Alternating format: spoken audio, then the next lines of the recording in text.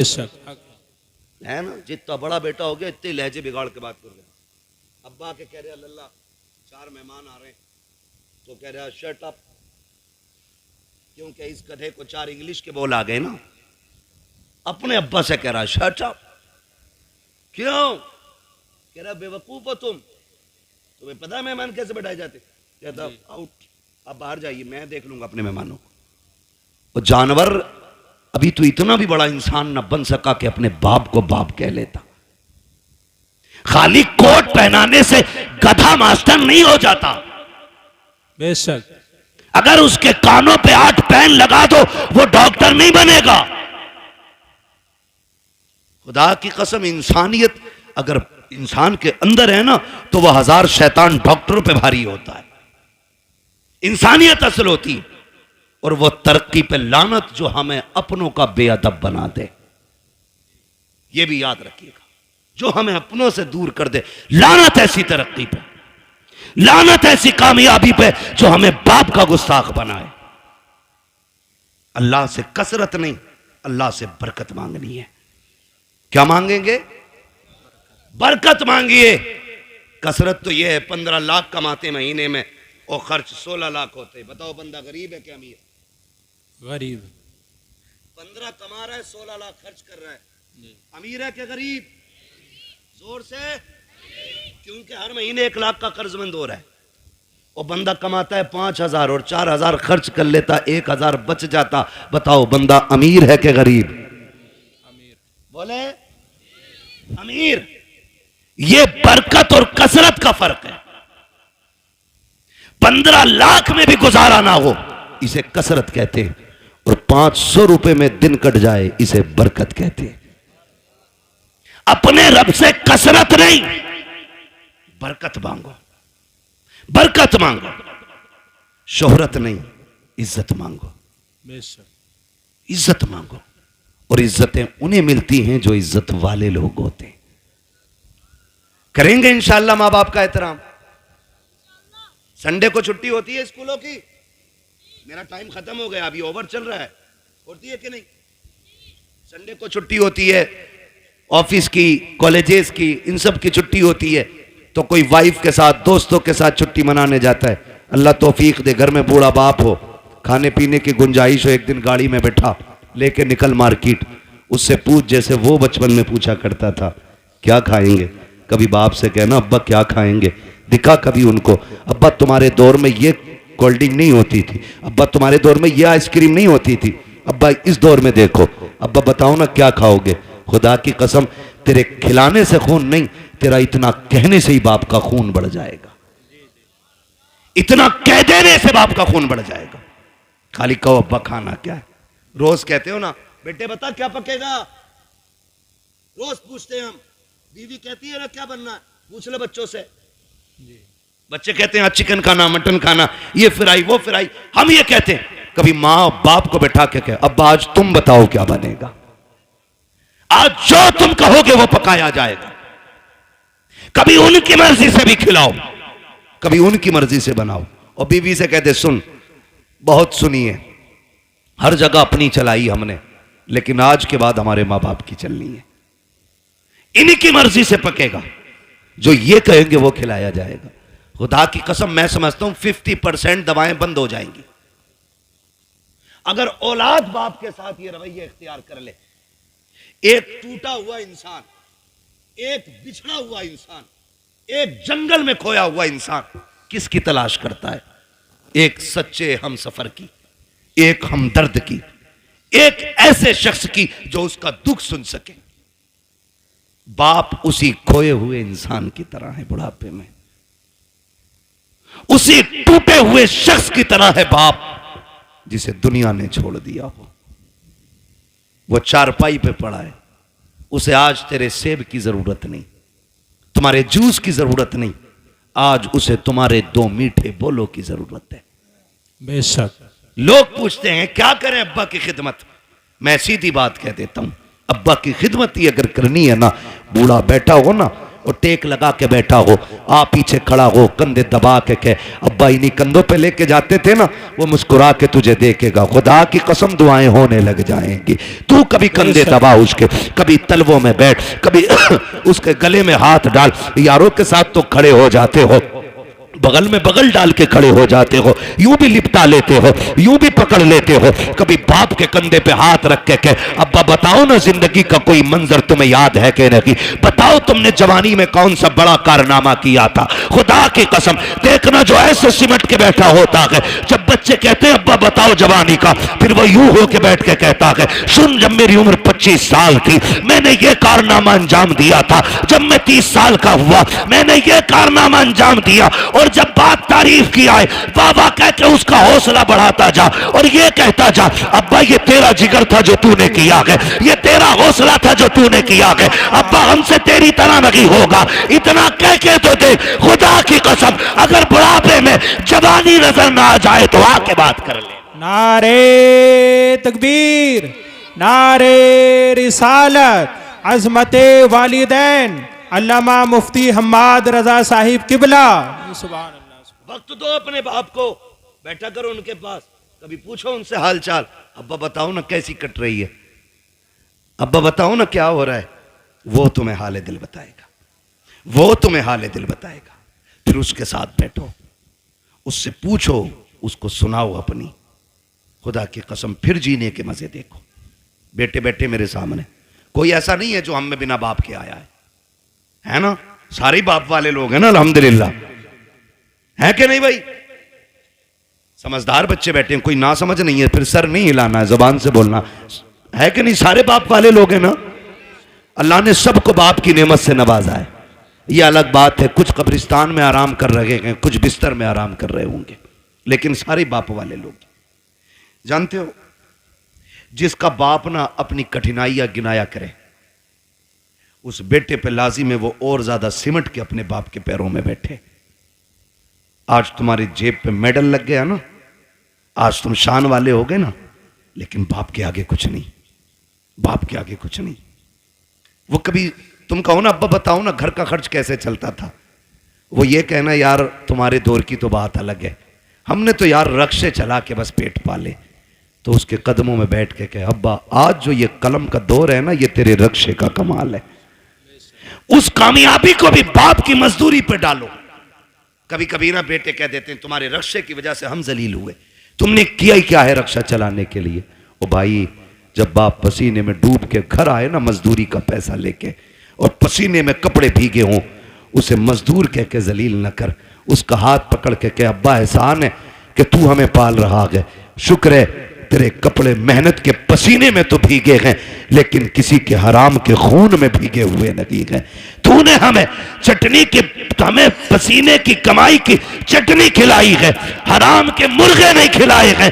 ये उससे कह खुदा की कसम आज उसने 1 रुपए मेहनत की है, कल वो तेरे लिए 1.5 रुपया मेहनत करके लेके आए। लेकिन हम ना निकम्मे हो गए, हमने बाप की मेहनत पे पानी फेर दिया। और याद रखिएगा मैं आपको बता दूं, लोग पूछते हैं वजीफा वजीफा, एक सीधा सा वजीफा, वली बनना चाहते हो तो माँ बाप से दुआएं लिया करो, वली बनना चाहते हो तो माँ बाप से दुआएं लिया करो। माँ बाप दुआएं कर दें तो अल्लाह बच्चों को वली बना दिया करता है। बच्चों को अल्लाह, थक गए ना आप लोग, मैं तो पहले ही मना कर रहा था 1.5 घंटे की सुई ना ले जाए। माँ बाप की दुआओं से अल्लाह बच्चों को, जोर से वली बना देता है। ये माँ बाप की दुआएं होती हैं। जो हम 10 साल के सजदों से नहीं पाते ना, वो माँ के 2 आंसू दे देते, 2 आंसू दे देते। फर्क है, लेने वाला होना चाहिए, लेने वाला होना चाहिए। इनके कदमों में बैठो, इनकी जूतियां उठाओ। हम कितने भी बड़े हो जाएं, माँ बाप से बड़े नहीं हो सकते। सरकारे बगदाद पढ़ें आप तारीख, जाने लगे, माँ ने क्या कहा, बेटे अब्दुल कादिर जा रहे हो? जी अम्मी। का जरा हाथ में हाथ तो दो। का लो, हाथ में हाथ दिया। कहने लगी बेटे वादा करके जा, कभी झूठ नहीं बोलेगा। खुदा की कसम ये माँ की जबान थी झूठ नहीं बोलेगा। मां वादा करता हूं, ना आज तक बोला है ना आज के बाद कभी झूठ बोलूंगा। ये वादा आज इसलिए लिया गया, अब तक तो मां के सामने थे, अब मां की नजरों से ओझल हो रहे थे। मां वादा ले रही है। एक झूठ कितनी बुराई के दरवाजे खोलता है। ये सरकार गौस पाक की अम्मी का वादा बता रहा है कि सबसे बड़ा वादा लिया, अब्दुल कादिर झूठ ना बोलना। ये वादा लेके चले, चोरों ने पकड़ा, लूटा सबको, आपके पास भी आया, छानबीन की, नहीं मिला, चला गया। बादशाह ने पूछा जो डाकू का सरदार था सब कुछ ले आए? कहा हाँ। कहा कोई बचा तो नहीं? एक ने कहा एक बच्चा बचा है, हमने तलाश किया तो कुछ नहीं है, लेकिन वो बता रहा उस पर 40 सिक्के सोने के, हमने सारे छान लिए। उसने कहा बुला के लाओ। सरकार गौस पाक तशरीफ लाए। डाकुओं के सरदार ने कहा बेटे क्या है तुम्हारे पास? कहा सोने के सिक्के। कहा कितने? कहा 40। कहा किधर? कहा मेरी मां ने मेरी सदरी में सिल दिए थे, सदरी का बंद तोड़ा गया, सिक्के खन खन गिरे। डाकुओं का सरदार क्या कहता है? बेटे झूठ बोल के बचा सकते थे। मेरे गौसे पाक क्या कहते? मैं घर से चला था तो मेरी मां ने वादा लिया था कि झूठ नहीं बोलना है। अगर मैं झूठ बोल देता पैसे बच जाते, लेकिन मां से किया हुआ वादा तो टूट जाता ना। गौस पाक फरमाते हैं कि ऐसे 40,000 सिक्के कुर्बान, लेकिन मां से किया हुआ वादा नहीं तोड़ा जाएगा। अल्लाह मां से किया हुआ वादा नहीं तोड़ा जाएगा। जैसे इतनी बात कही है, डाकुओं के सरदार ने तोड़ के कहा था शहजादे बता तो सही किस खानदान से ताल्लुक रखता है? फरमाते मैं मुस्तफा के खानदान से ताल्लुक रखता हूं, मैं हसनी हुसैनी सैयद हूं। जैसे इतना कहा है उसने कदम पकड़े, कहने लगे शहजादे माफी चाहते हैं, दुख दिया, हमें तौबा करा दीजिए। कहा क्यों? कहा हम ये सोच रहे हैं तुम्हें मां का वादा याद है, हम गुनाहगारों को खुदा का वादा याद नहीं रहा। अल्लाह अल्लाह अल्लाह अकबर। सरकार अल्लाह। से पाक ने तौबा कराई डाकुओं के सरदार को। तो जो पीछे वाले लोग थे ना मुक्तदी उसके, कहते हैं जब पीर साहब जन्नत में जाएंगे तो फिर हम भी तो जाएंगे। उस्ताद के साथ वो भी तौबा करके गौस पाक के हाथ पे फिर ताइब हो गए। फरमाया गया जितने लोगों को बगदाद वाले ने तौबा कराई थी अल्लाह ने सबको वली बना दिया था। सुभान अल्लाह। सबको वली बना दिया था। ये शान सरकार गौसे पाक की है। तो मेरे भाई मां मां होती है, चाहे वो गौसे पाक की मां क्यों ना हो। मां तो मां है, चाहे मेरे नबी की मां क्यों ना हो। कि आका ने नहीं कहा काश मेरी मां होती, मैं मस्जिद नबवी के मुसल्ले पे होता, वो हुजरे के अंदर होती, कहते मैं नमाज पढ़ाता होता, सूरे फाता की तिलावत करता होता, धीरे से पर्दा सरकता, अंदर से मेरी मां की आवाज आती बेटा मोहम्मद मेरी बात सुन जा। आका फरमाते हैं सहाबा नमाज तोड़ देता, मुसल्ला छोड़ देता, दौड़ के मां के पास चला जाता। सहाबा ने कहा था आका बंदगी छोड़ के बंदी के पास? कहते हाँ। सहाबा कहते हैं आका क्यों? कहते हैं इसलिए कि जब मां राजी होती है तभी खुदा राजी होता है। बेशक। जब मां राजी होती है तभी खुदा राजी होता है। कोशिश ये करनी है अपने माँ बाप की खिदमत करेंगे बेशक इंशाअल्लाह। नाराज हो गए इन कड़वी बातों को सुन करके। मैं जन्नत बांटने नहीं आया ना, और मैं बांट भी नहीं सकता। मेरे बाप की नहीं, जन्नत रसूल पाक की है। हर उस शख्स को जन्नत मिलेगी जिसे मुस्तफा चाहेंगे, और मुस्तफा उसे चाहेंगे जो मुस्तफा को चाहेगा। हाँ, इसलिए मेरी गुजारिश आपसे है रवैये दुरुस्त करें, अपने लहजे अच्छे करें, हराम के लुकमों से बचें, हलाल की तरफ बढ़ें। कोशिश ये करें कि हम जब तक जिंदा रहेंगे अपनी जरूरतें अपने रब की बारगाह में पेश करेंगे। हमारा रब हमारी जरूरतें सुनेगा। वही सुनने वाला है, वही देखने वाला है, वही देने वाला है। अगर दुआएं कबूल नहीं होती हैं, आसान तरीका मेरे इमाम ने बताया।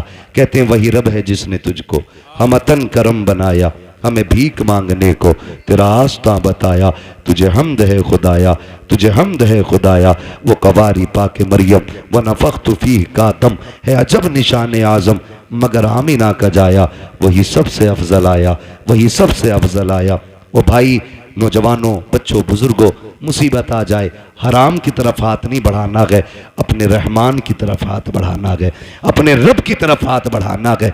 अगर थक जाए, आफतों से घिर के बैठ जाए, तो फिर बेबस नहीं होना है, फिर करीम रब को आवाज देना, फिर देखना तुझे पुकारने में देर लगेगी, उसकी तरफ से मदद को आने में देर नहीं लगती है। बेशक बेशक। मदद को आने में देर नहीं लगती है।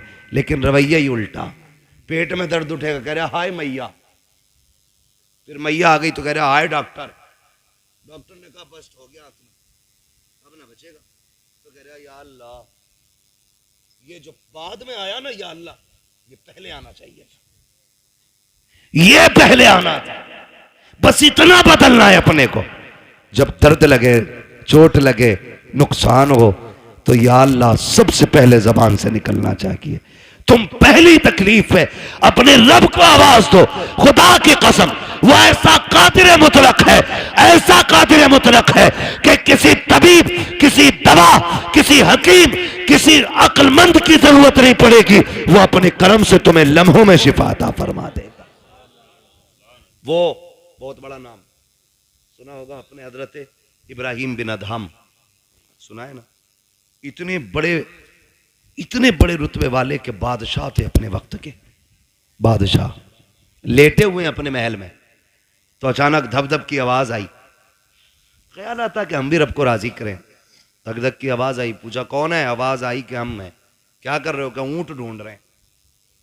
कहा छत पे ऊंट। तो कहने लगे तो क्या हुआ?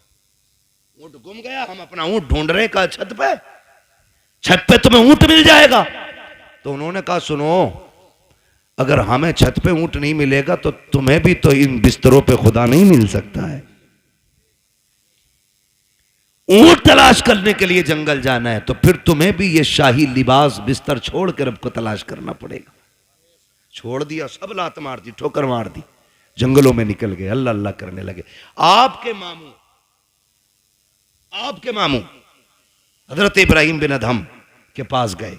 आप ना एक फटा हुआ कपड़ा अपना सिल रहे थे सुई से। सुने देगा रब कितना अजमतों वाला है, सिल रहे हैं अपना कपड़ा।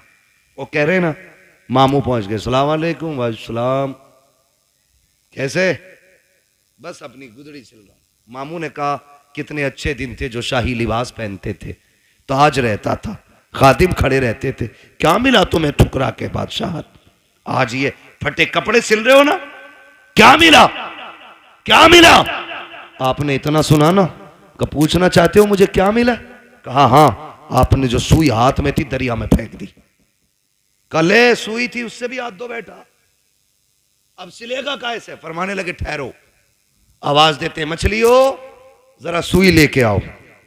जब इतनी आवाज दी ना तो सारी मछलियां, हर मछली के मुंह में एक सोने की सुई मौजूद थी। सुभान अल्लाह सुभान। कहने लगे मामू देखो, सबके मुंह में एक सोने की सुई। कहने लगे ये नहीं चाहिए, मेरी सुई लाके दो। एक मछली आपकी सुई लेके आई, उसमें धागा भी मौजूद था। आपने फरमाया हाँ यही मेरी सुई है। कहने लगे सुनो, जब तख्त पे बैठता था तो सिर्फ जमीन के चलने फिरने समझने वालों पे हुकूमत थी, जब से रब का हो गया हूं कायनात मेरी हो गई है। जब से रब का हो गया हूं कायनात मेरी हो गई है। रब के होने के आदी बने, खुदा की कसम वो अपने करम से तुम्हें वली बना देगा। वली कहते हैं किसको? उसी को वली कहते हैं जो अल्लाह का होता है।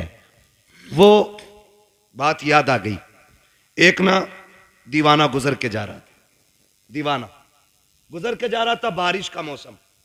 किसी ने देखा मजजूब जा रहा, उसने कहा ओ भाई दूध पी लो, गरम गरम दूध पिलाया, पिया, चल दिए, शुक्र अदा किया, आगे चले। वो खड़ाव पहन रखी थी दीवाने ने, है ना, तो छप छप करके जा रहे थे। एक दीवाना अपनी महबूबा के साथ बैठ के गुलछर्रे उड़ा रहा था। उसके पैर की छींट ना दीवाने के उसकी महबूबा के कपड़ों पे आ गई।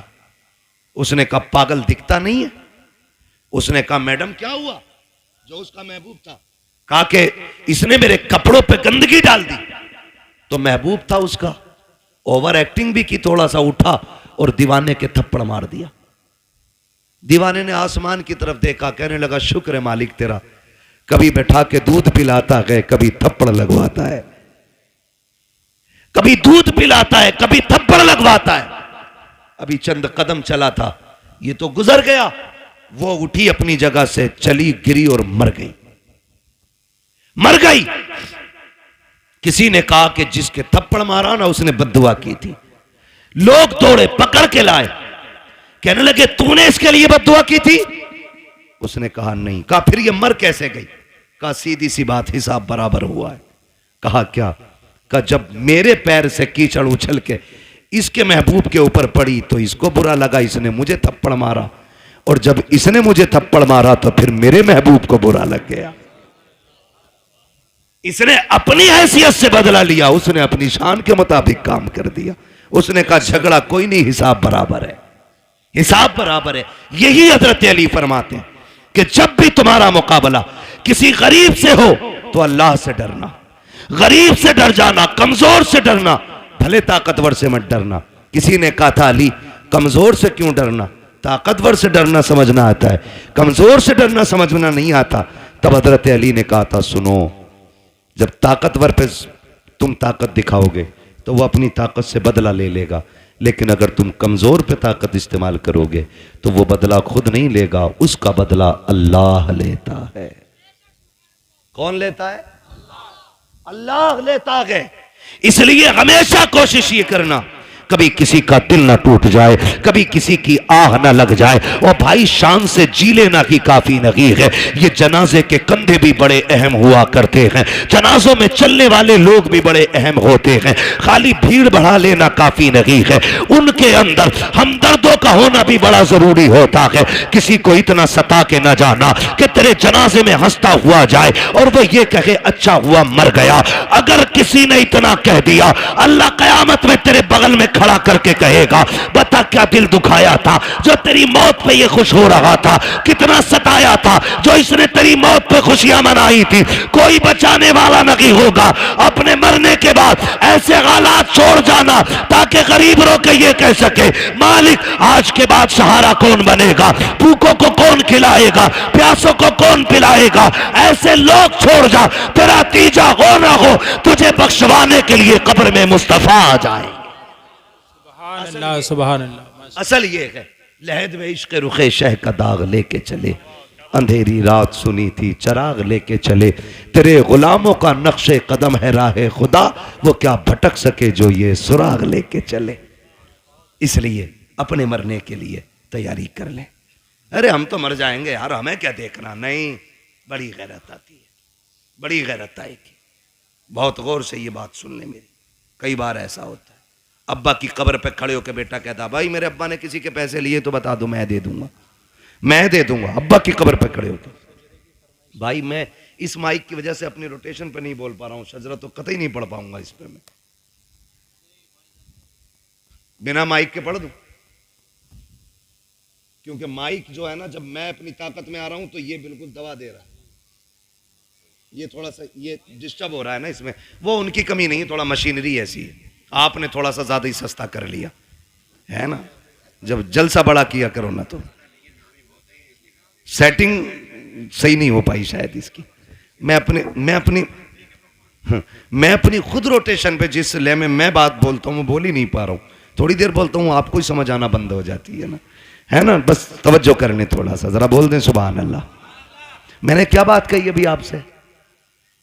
अपने जनाजे में ऐसे लोग छोड़ के जाना जो तेरे मरने के बाद तेरे ना होने का एहसास करें, तो जिंदगी जिंदगी है। तेरे जाने पे अगर किसी ने जश्न मनाया तो फिर कोई जिंदगी जिंदगी नहीं। कई बार होता अब्बा की कब्र पे खड़े होकर बेटा कहता मेरे अब्बा ने किसी का कुछ लिया हो तो भाई या तो मांग लो या माफ कर दो, है ना। बता तेरे अब्बा ने जो एक नाली के ऊपर एक गरीब के थप्पड़ मारा था उसका हिसाब कौन देगा? जो एक गरीबान का गरीब का गरीबान पकड़ के बाप ने धक्का दे के कहा था औकात क्या है तेरी, तो तुम्हें क्या लगता आज बेटे की माफी से बाप माफ हो जाएगा? जब बाप की कब्र पे खड़े होकर बेटा कहता है अगर किसी का मुझ पे हक हो मेरे बाप पे आके ले ले, तो मेरे भाई कोई बेटा नहीं दे पाएगा। जब बेटा कहता मशीयत का नकीब कहता है आज तेरी माफी से इसकी माफी नहीं होनी है, हमने बार बार इसको डराया था, बार बार इसको बताया था कब्र में आना है, आज ये आ चुका है, अब तेरी माफी से इसका कुछ नहीं होने वाला है। आज हम इससे एक एक बात का गिन गिन के हिसाब लेंगे, फिर कब्र के अंदर रखा जाता है। खुदा की कसम, बेटे बिरयानी खाते होते हैं, यार बिरयानी उड़ाते होते हैं, उस वक्त बाप पे मुश्किल की घड़ियां होती है। और मेरे नौजवानों, अपनी जिंदगी में किसी का हक खा के ना जाना, किसी का लेके ना जाना, इस इंतजार में मत जाना कि बेटा माफी मांग लेगा, नस्ल चुका देगी। किसी के चुकाने से कुछ नहीं होगा। अगर दिल दुखाया है, जीते जी माफी मांग लो। अगर बंदा माफ कर देगा तो खुदा भी माफ फरमा दे। बेशक बेशक। ये लाजिम है हम सब के लिए। आखिरत की तैयारी करें। जरूरी नहीं है बुढ़ापे में मौत आए। हमने जवानों के जनाजे उठाए, हमने 10 साल के बच्चों के जनाजे उठाए, हमने 6 माह के बच्चों के जनाजे देखे। आज हमारी उम्रें 35, 40, 50 हो गई। हमने तो कोई इतना बड़ा अलग से सजदा नहीं किया था जो उसने इतनी लंबी उम्र का तोहफा दे दिया। वो हमें भी तो 6 महीने पे मार सकता था, हमें भी तो 8 साल की उम्र में ख़त्म कर सकता था, हमें माँ के पेट से मुर्दा पैदा कर सकता था। लेकिन एहसान है, उसने ज़िंदगी दी है तो इसका एहसान मानो। इस ज़िंदगी का कर्ज ये है कि लम्हा लम्हा अपने रब को याद करो, सांस सांस मुस्तफ़ा पे दुरूद पढ़ो और ये ऐलान कर दो, तुम्हें जाना, तुम्हें माना, ना रखा गैर से काम, लिल्लाहिल हम्द में दुनिया से मुसलमान गया।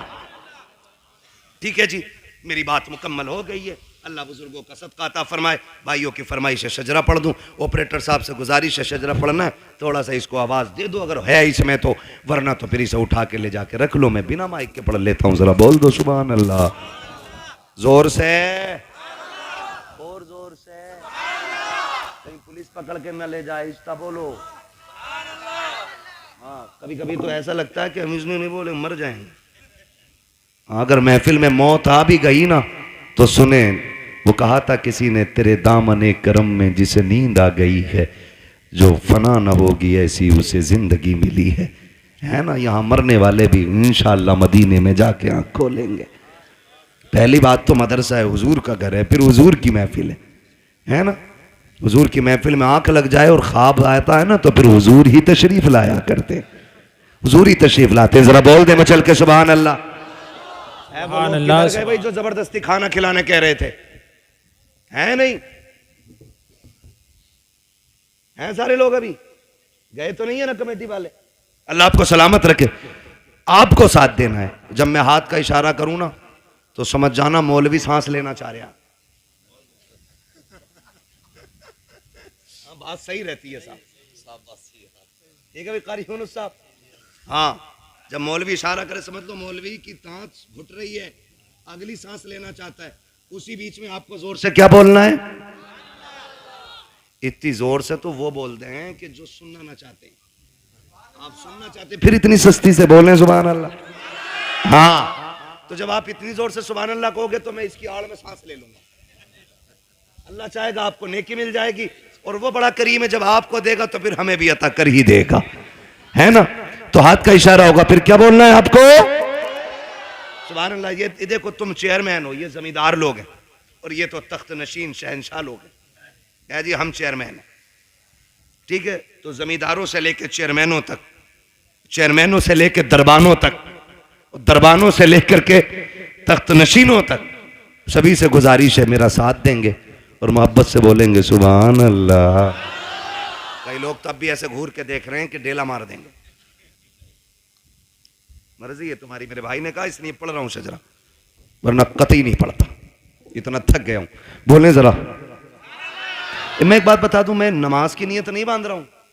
कभी सोच रहे हो तरावी में क्या होता है, हजरत 15 पारे शबीने में कभी कभी होती थी ना, तो इमाम साहब ने नीयत बांध ली, अपना आप हुक्का लेके बैठ के नाली पे, जब तक रुकू चल रहा तब तक हुक्का चल रहा, रुका है हुक्का बहकर रुकू में। तो ये नीयत नहीं है मेरी नमाज की कि तुम चुप जाओगे मैं चलता ही रहूंगा। तुम सुभान अल्लाह कहोगे तो आगे चलूंगा, वरना वही नीयत तोड़ दूंगा। ठीक है जी, जरा बोल दे सुभान अल्लाह। माशाअल्लाह, जियो सलामत रहो। 2 बज गए हैं लेकिन लग नहीं रहा 2 बज रहे। 2 घंटे और बोल लूं, कर लूं 2 घंटे और तकरीर। इधर वाले लोग सोच रहे हैं घर पे पिटाई पक्की है, बता के ही नहीं आए। हाय मेरे भाई, सलामत रखे अल्लाह तुम्हें, ये मोहब्बत है। देखो तकरीबन 600 सवा 600 किलोमीटर का सफर करके अब तक आया, ट्रेन से नहीं, फ्लाइट से नहीं, अपनी गाड़ी से। थका हुआ था। आपने इस मोहब्बत से सुना कि थकन का एहसास ही खत्म हो गया। अब इस मोहब्बत से आपको शजरा सुनना है कि मुझे लगे ही नहीं मैं तकरीर कर चुका हूं। बोले जरा सुभान अल्लाह। आदम के बेटे शीश, देखो कैमरे वालों पे कतई उम्मीद ना रखियो, ये जलसे में नहीं, ये बिजनेस में आए हैं। ठीक है जी, जलसा तुम्हारा और मेरा है। हाँ, फिर आपको मेरा साथ देना। बोले जरा सुभान अल्लाह। आदम के बेटे शीश, शीश के बेटे यानस, यानस के बेटे कैनान। माशाअल्लाह, अल्लाह सलामत रखे। कुछ लोग अब भी ये सोच रहे हैं कि ये मौलवी करेगा क्या, मैं आ रहा हूं तुम्हारे ही दौरे पे। आ जाओ नीचे को। हाँ, कतई नीचे उतार दियो तुम। बोले जरा सुभान अल्लाह।